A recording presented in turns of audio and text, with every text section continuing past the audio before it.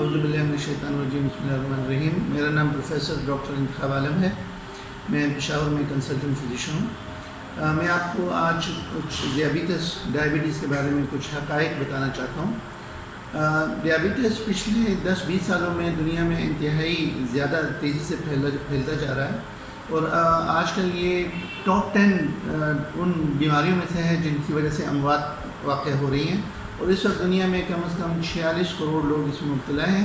اور بدقسمتی سے پاکستان میں بھی اس کی شرح بہت تیزی سے پھیل رہی ہے۔ اور پچھلے سال نومبر کی اسٹیٹسٹکس کے مطابق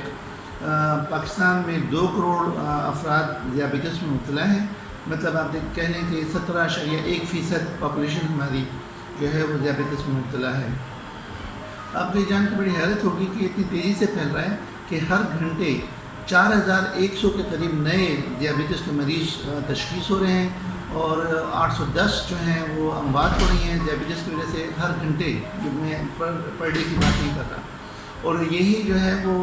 بلائنڈنس کا اور نان ٹرومیٹک ایمپوٹیشن، مطلب ایکسیڈنٹ کے بغیر جو ٹانگیں وغیرہ کٹنے کے وجوہات ہیں، ان میں ڈائبٹیز سر فہرست ہے۔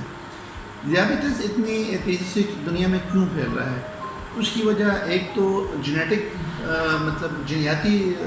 وجوہات ہوتی ہیں، لیکن ہماری جو طرز زندگی ہے وہ اس کی تبدیلی جو ہے وہ اس کی سب سے بڑی وجہ ہے، جس میں ہمارا جیسے ہم لائف سٹائل چینجز کہتے ہیں، ہمارے کھانے پینے کی معمولات، جس میں ہمارا فاسٹ فوڈ، سافٹ ڈرنکس یہ بہت زیادہ ہو گیا، بچوں میں موٹاپا بہت زیادہ ہو گیا ہے، کھیل کود گراؤنڈ جو ہے وہ پلے گراؤنڈ جو ہے وہ سنسان ہو گئے، کھیل کود کم ہو گیا ہے، زیادہ تر بیٹھنے کا کام ہے، جس کی وجہ سے ہماری آبادی میں موٹاپے کے تناسب بہت تیزی سے پھیل رہا ہے۔ اور آج کل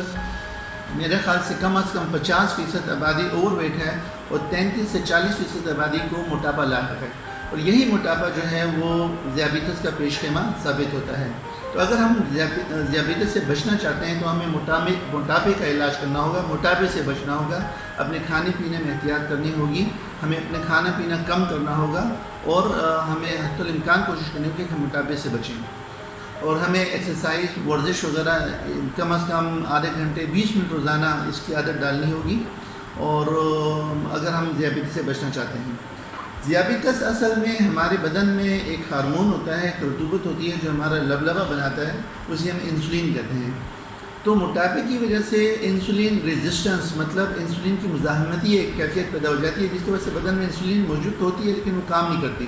جس کی وجہ سے شوگر زیادہ رہنے لگتی ہے، اور آہستہ آہستہ اگر شوگر کنٹرول میں نہ کی جائے تو گردے، آنکھیں، رگیں اور نسیں یعنی نروز ہماری جو وہ خراب ہونا شروع ہو جاتی ہیں۔ تو اگر کسی کو ذیابیطس لاحق ہو بھی جائے تو اس کو چاہیے کہ اس کا بڑی دل جمعی کے ساتھ علاج کریں۔ میں آپ کو بتاتا ہوں، ذیابیطس ایک دفعہ ہو جائے تو شاید ایک صورت ہے کہ اس کے ٹھیک ہونے کی، شفایاب ہونے کی، کہ اگر آپ اپنا وزن کم کر لیں، اور اسی طریقے سے اگر بہت زیادہ موٹاپا ہے تو بیریاٹک سرجری ہوتی ہے، اس سے جو ہے وہ ٹائپ 2 ڈائبٹیز وہ ختم ہونے کے امکان ہوتے ہیں۔ اگر تو موٹاپا کم نہیں کرتے یا بصورت دیگر ذیابیطس ایک ساری عمر کی بیماری ہے، اس کا ساری عمر علاج کرنا پڑتا ہے۔ یہ ایک ایسا مہمان ہے جس کی آپ نے ساری عمر قدر کرنی ہے، اسے خیال رکھنا ہے۔ ذیابیطس آپ کو ہو سکتا ہے کہ اچھے اس کی طرف لے جائے، معمولات کی طرف، مطلب ہو سکتا ہے اس کی وجہ سے آپ سگریٹ اسموکنگ چھوڑ دیں، آپ ایکسرسائز کرنا شروع کر دیں، آپ اپنا وزن کم کر لیں، تو اس کی وجہ سے آپ نہ صرف آپ کا شوگر کنٹرول ہوگا بلکہ آپ کو ہارٹ اٹیک کا، فالج کا خطرہ بھی کم ہوگا، آپ کی ٹانگوں کی رگیں تنگ نہیں ہوں گی، جس سے ٹانگوں کی رگیں تنگ ہونے کی وجہ سے ایمپوٹیشن ہوتی ہے، پاؤں کالا پڑ جاتا ہے، اس میں انفیکشن کے چانسز زیادہ ہوتے ہیں۔ تو ان تمام چیزوں سے آپ بچ سکتے ہیں۔ تو اپنے طرز زندگی، اپنی زندگی معمولات میں مثبت تبدیلی لائیں، تو ذیابیطس کے ہونے سے ہو سکتا ہے کہ آپ کی لائف چینج ہو جائے، آپ اپنی زندگی بدل لیں، آپ اپنا کھانا کم کریں، آپ ایکسرسائز کرنا شروع کریں۔ اور دوسری بات، ان کے علاوہ میں آپ کو یہاں پہ بتاتا چلوں کہ ذیابیطس کے علاج کے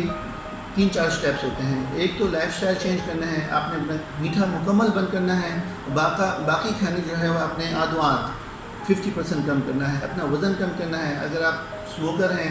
سگریٹ پیتے ہیں، تو اس کو مکمل سے اجتناب کرنا ہے،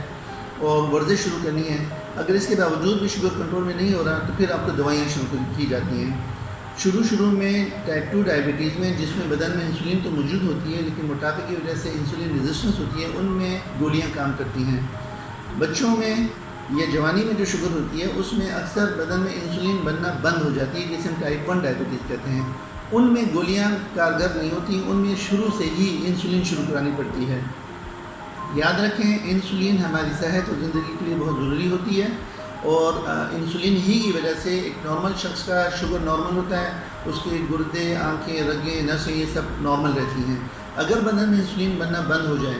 یا اس کام کرنا بند کر دے تو شوگر کا مرض لاحق ہوتا ہے، اور اس کی وجہ سے تمام پیچیدگیاں بھی ظاہر ہونا شروع ہوتی ہیں۔ تو اگر آپ کو ڈاکٹر آپ کو انسولین تجویز کرتا ہے، مہربانی کریں اسے ڈرے نہیں، وہ آپ کی بہتری کی ہی بات کر رہا ہے، وہ بہتری کے لیے آپ کو تشخیص کر رہا ہے اور وہی تجویز کر رہا ہے، تو انسولین لگانے سے بالکل مت گھبرائیں۔ اگر ٹائپ 2 ڈائبٹیز ہے تو جیسے میں نے ابھی عرض کر چکا ہوں کہ وہ شروع کے 8-10 سال گولیاں کام کرتی ہیں، لیکن ٹائپ 2 ڈائبٹیز بھی مریضوں میں بھی الٹیمیٹلی ان میں انسولین بننا بند ہو جاتی ہے، تو ان میں بھی پھر گولیوں کے ساتھ ساتھ انسولین یا پھر گولیاں بند کریں ان کو کرتے ان کو انسولین شروع کرائی جاتی ہے۔